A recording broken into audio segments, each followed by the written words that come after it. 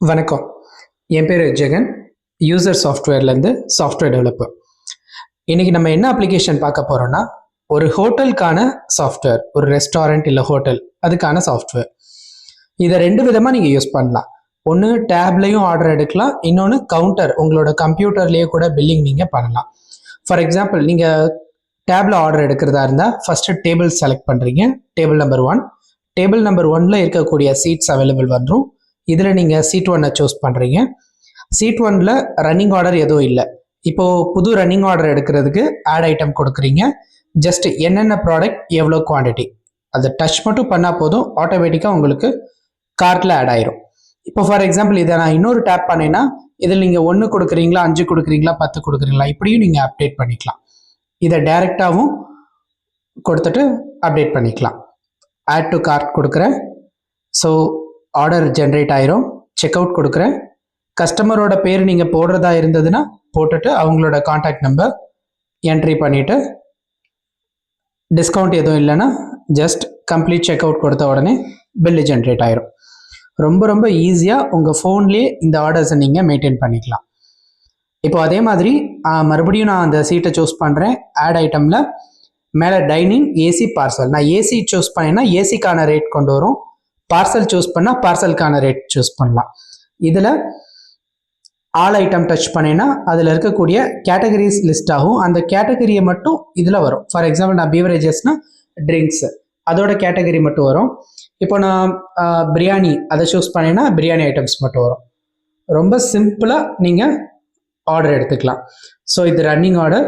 இப்போ இந்த running order இருக்கும்போதே வேற ஒரு டேபிளுக்கு நீங்கள் ஆர்டர் போடணும்னா ஜஸ்ட் பின்னாடி வந்துட்டிங்கன்னா அந்த சீட் ஆக்குபைடில் வந்துடும். நான் ஆக்குபைட் கொடுத்தேன்னா ஆக்குபைடில் ஒரே ஒரு சீட் இருக்குது. அதை டச் பண்ணினா ஆல்ரெடி சீட் 1 ஆக்குபைடில் இருக்குது.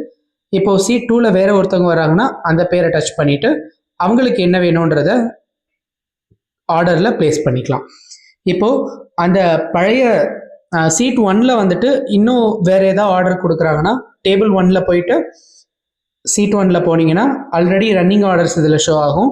எக்ஸ்ட்ரா ஐட்டம் ஆட் பண்ணுறதுக்கு ஆட் ஐட்டமில் போயிட்டு இன்னொரு கிஷடி மட்டும் கேட்குறாங்கன்னா அதை மட்டும் சூஸ் பண்ணிவிட்டு ஆட் டு கார்ட் கொடுத்தீங்கன்னா ஆர்டர் பிளேஸ் ஆயிரும். இது உங்களுக்கு கேஓடி போகணுன்னாலும் போகும். இல்லை இதுலேயே நீங்கள் மெயின்டைன் பண்ணி அப்டேட் பண்ணணும்னா இதிலே அப்டேட் பண்ணிக்கலாம். இதில் கஸ்டமர் டீட்டெயில்ஸ் கொடுத்துட்டு கம்ப்ளீட் செக் அவுட் கொடுத்த உடனே பில்லு ஜென்ரேட் ஆயிரும். ரொம்ப சிம்பிளாக தான் இருக்கும்.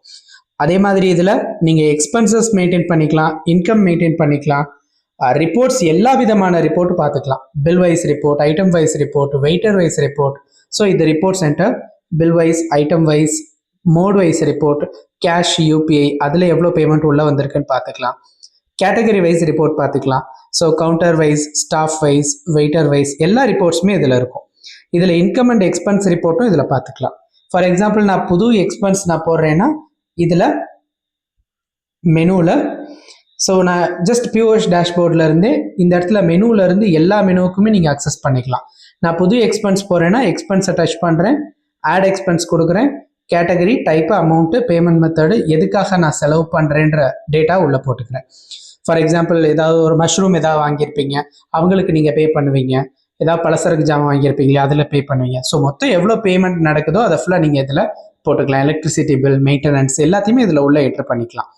அப்போ ஒரு மந்த்துக்கான இன்கம், எக்ஸ்பென்ஸ், சேல்ஸ் எல்லாத்தையுமே ஒரே அப்ளிகேஷன்லேருந்து ட்ராக் பண்ணிக்கலாம். இது ஆக்சுவலாக கேலண்டர் டேஷ்போர்ட்.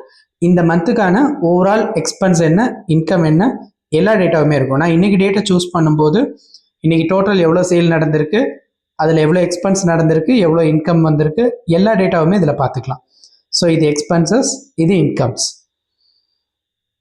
ஸோ ரொம்ப ரொம்ப சிம்பிளான சாஃப்ட்வேர். இதுக்காக நீங்கள் தனியாக ஒரு ஸ்டாஃப் போட்டு மெயின்டைன் பண்ணணும் அவசியம் இல்லை. ஒரு மொபைல் மட்டும் இருந்ததுன்னா நீங்களே சேல்ஸ் போட்டுக்கலாம்.